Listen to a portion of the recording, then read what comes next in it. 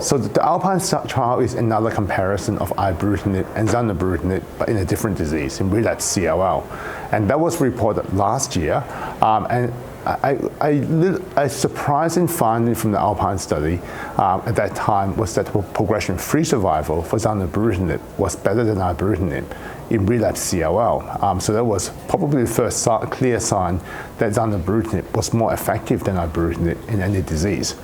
Now, when we saw that data last year, the initial thought was that maybe it's early data, maybe it's just short follow-up, it needs to be reconfirmed, and there's been now a repeat analysis a year later that showed that the progression-free survival continues to be maintained in favor of Zanubrutinib, and that work has gone to ASH as a submission to the late breaker abstract session. We hope that it will be accepted, and I think it's really encouraging to see that with further follow-up, at least in CLL, that we're seeing a superiority maintained for Zanubrutinib.